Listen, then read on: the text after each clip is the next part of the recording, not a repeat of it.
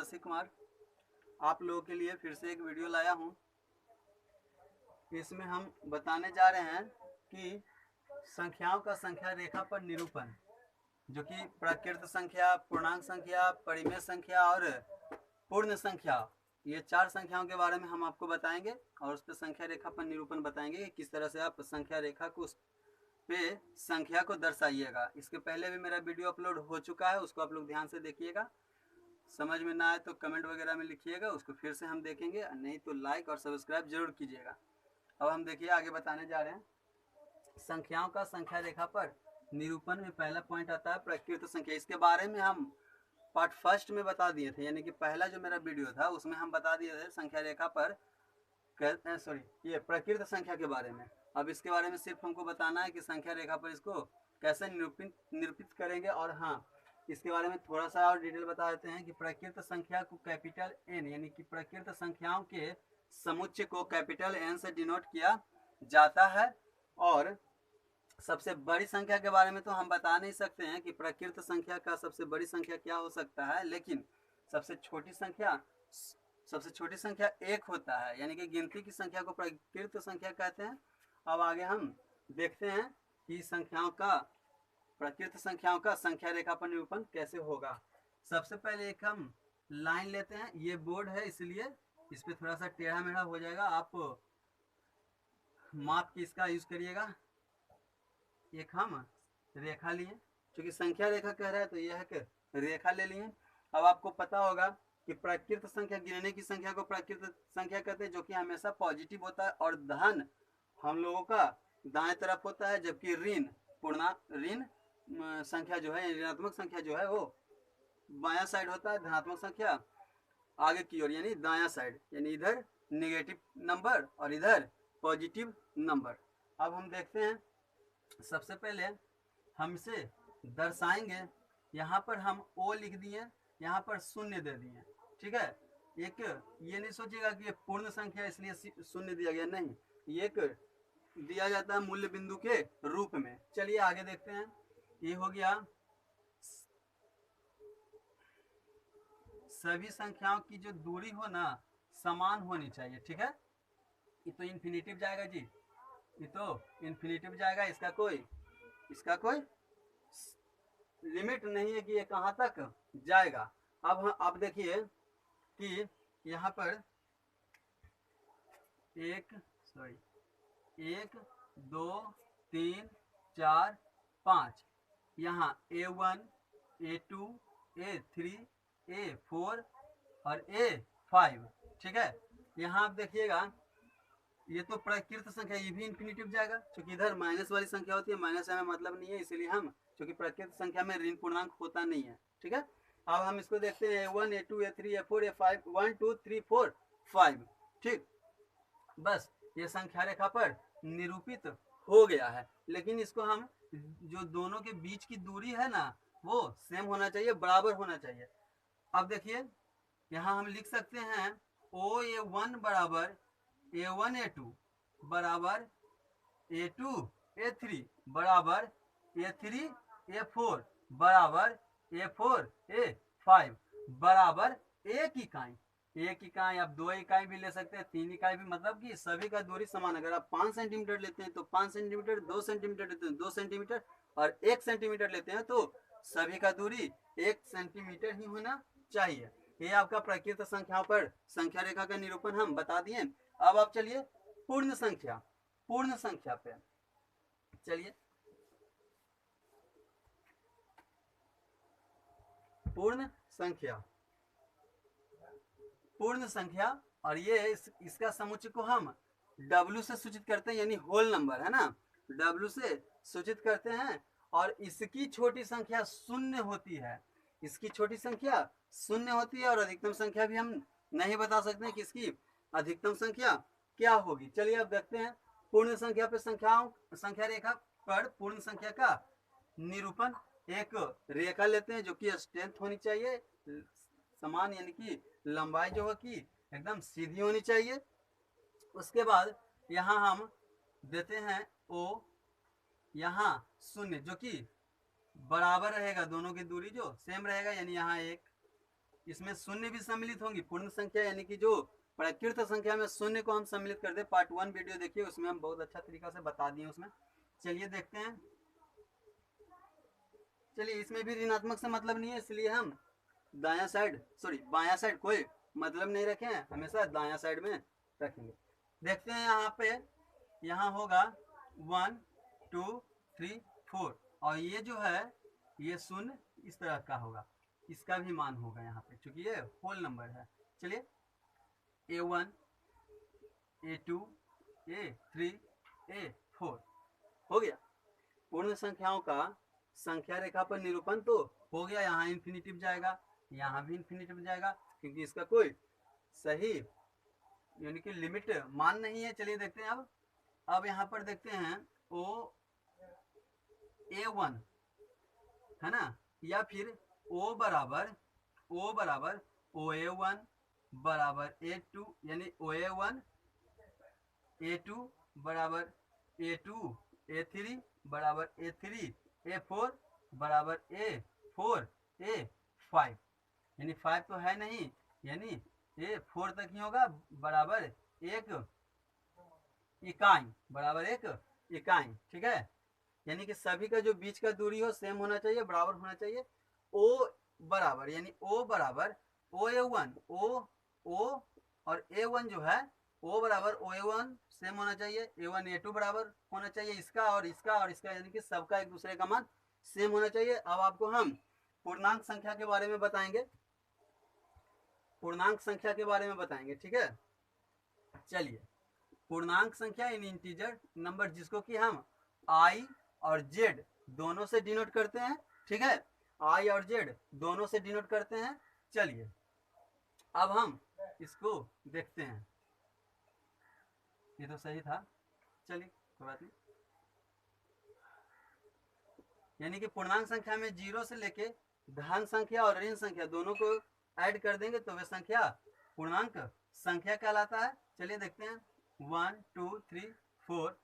अब इधर भी चलेगा, इसका मान इधर भी जाएगा, यानी ऋणात्मक तरफ बायां साइड भी जाएगा। चलिए देखते हैं, यहाँ पर -1 दोनों का दूरी सेम होना चाहिए, यानी -1 -2 -3 -4 और -4 तक है, यानी 4 तक रहने देते हैं। यहाँ भी इन्फिनिटिव होगा।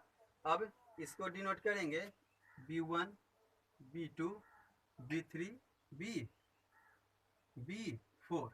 चलिए अब इसमें देखेंगे OA1 बराबर A1 A2 बराबर A2 A3 बराबर A3 A4 बराबर B1 B2 बराबर B2 B3 बराबर B3 B4 है ना, यानी ये सब एक दूसरे के बराबर होगा, यानी ये सब नहीं, ये सब की बीच की दूरी एक दूसरे के बराबर होगी। चलिए आगे देखते हैं, ये पूर्णांक संख्या हो गया। अब है आपका परिमेय संख्या, जो कि बहुत बार एग्जाम में भी पूछा जाता है कि परिमेय संख्याओं का संख्या रेखा पर निरूपण आप कैसे करिएगा भाई, थोड़ा करके बताइए।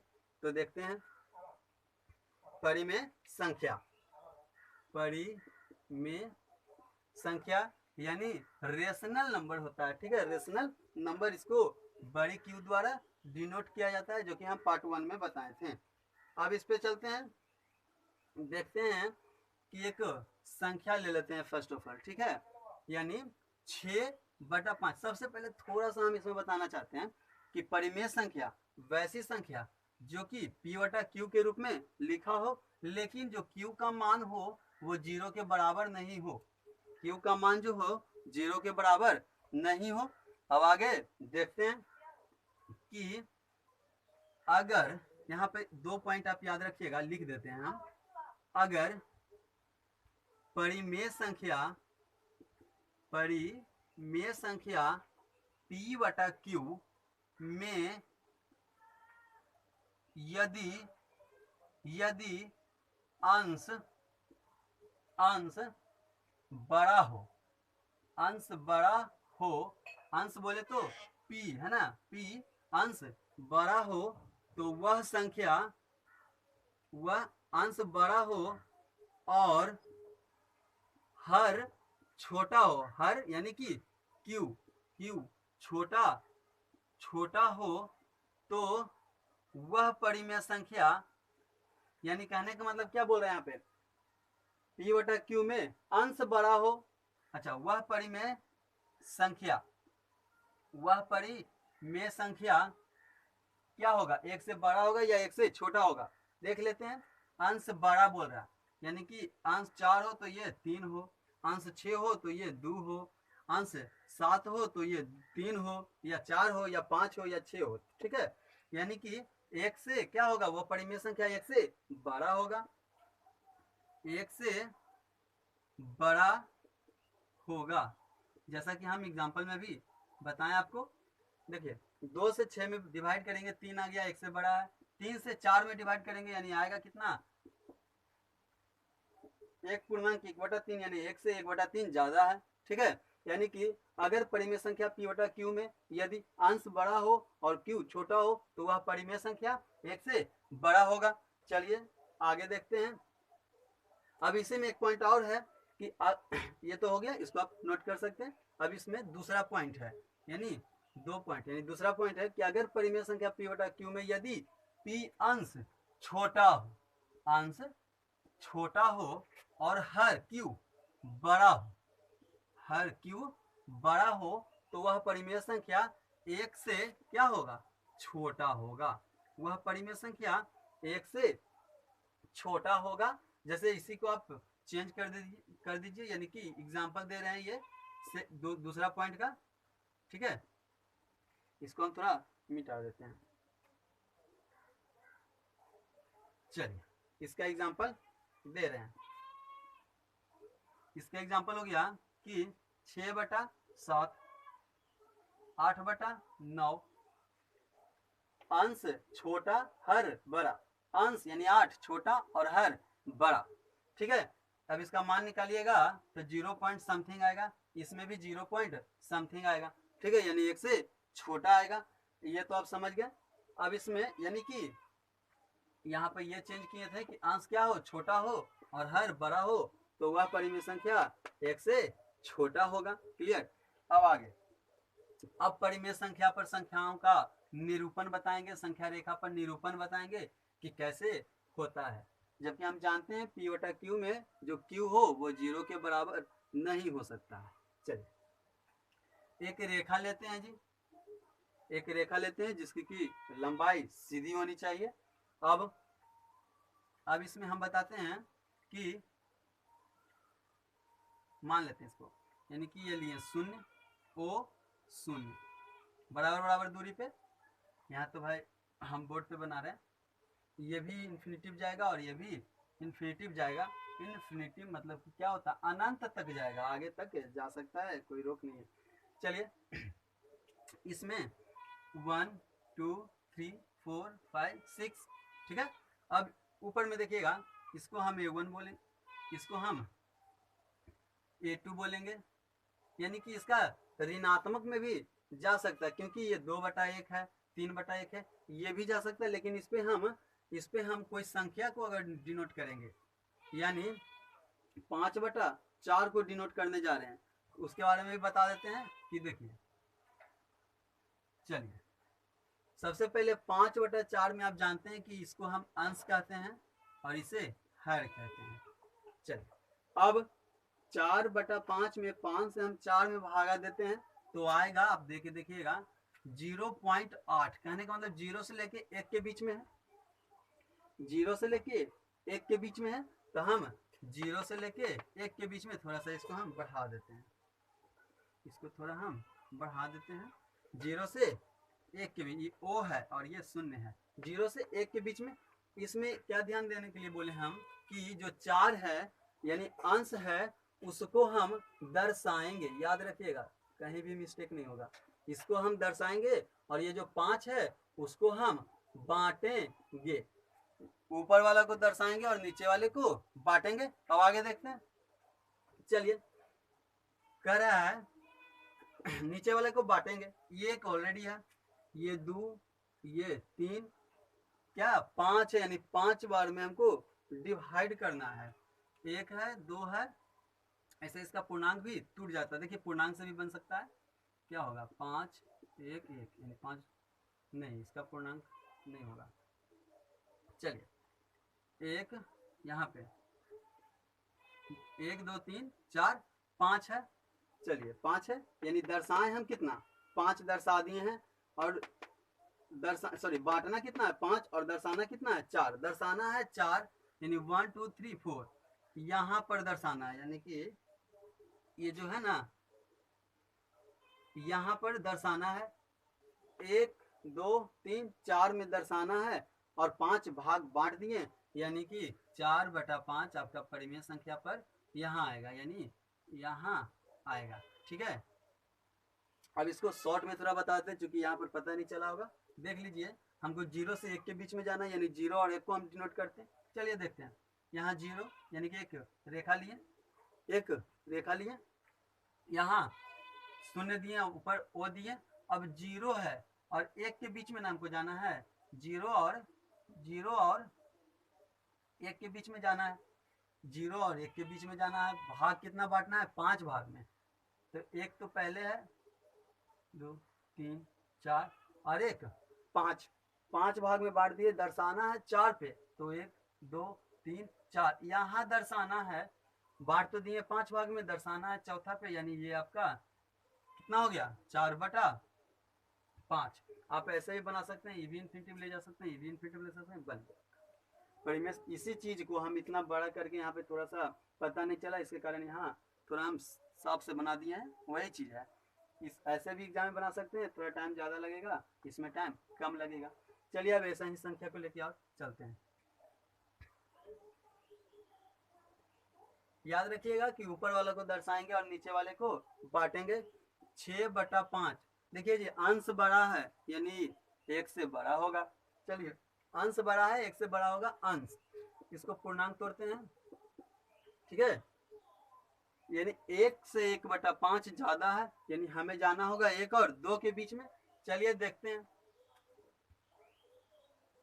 एक संख्या लिए प्लस में है यानी धनात्मक में है, तो यहाँ चलिए 1 2 3 4, चलिए देखते हैं।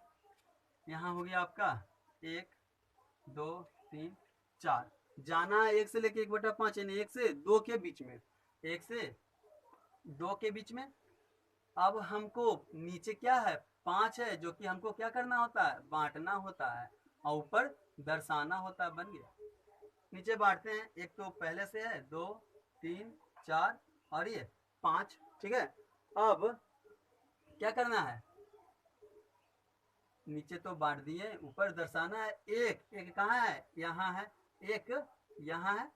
चलिए यानी कि यहाँ पर आपका आ गया 6/5, 6/5 या फिर 1/1/5 आपका ये भी परिमेय संख्या पे हम निरूपित कर दिए। चलिए देखते हैं, अब देखते हैं। अब आप कहिएगा कि इसको हम पॉइंट में कन्वर्ट करके, यानी कि अगर हम दिए जो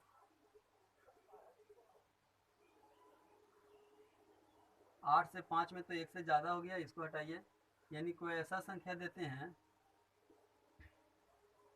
5 से 2 में, तो कितना आएगा 2 दूनी 4, ये भी 1 से ज़्यादा है, 2 दूनी 4 1 और यानी पॉइंट 2 पचे 10, 2 पचे 10। अब ये भी आप कह सकते हैं कि 2.5 है तो 2 और 1 2 3 4 5 पे दर्शा देंगे पॉइंट करके, यहाँ तो आप सही कर दीजिएगा उस तरह का। लेकिन अगर कहीं आ जाए आपका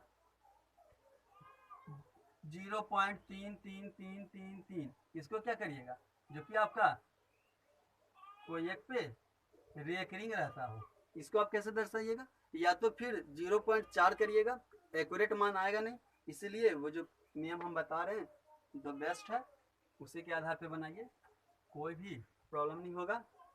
अब एक माइनस में संख्या लेके चलते हैं जी, माइनस में संख्या लेके चलते हैं कि इसको हमको परिमेय संख्या पर दर्शाना, चूंकि हम धन के बारे में तो बताएं, ऋण पूर्णांक के बारे में बता रहे हैं, देखिएगा। ऋण पूर्णांक एक संख्या लिए, इसको भी हम बांट सकते हैं। क्या बांट सकते हैं? 15/2 यानी 7 का आधा है, यानी -7 पूर्णांक 1/2। अब यहाँ आप ध्यान दीजिए कि 7 से 8 के बीच में, यानी संख्या लंबा जाएगा, संख्या लंबा जाएगा। धन से तो मतलब नहीं है, इसलिए धन को ही हम शॉर्ट करते हैं। चलिए, यहाँ ऊपर ओ नीचे 0। अब एक थोड़ा छोटा करना होगा, 1 हो गया, ये 2 हो गया, ये 3, ये 4, ये 5, ये 6, ये 7, ये 8। आप लोग इसकी दूरी समान कर लीजिएगा, हम तो बोर्ड पे बना रहे हैं, आप इसको समान दूरी में मापिएगा।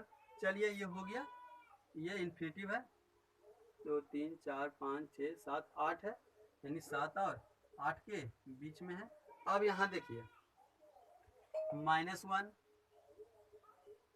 -1, -2, -3, -4, -5, -6, -7 और -8।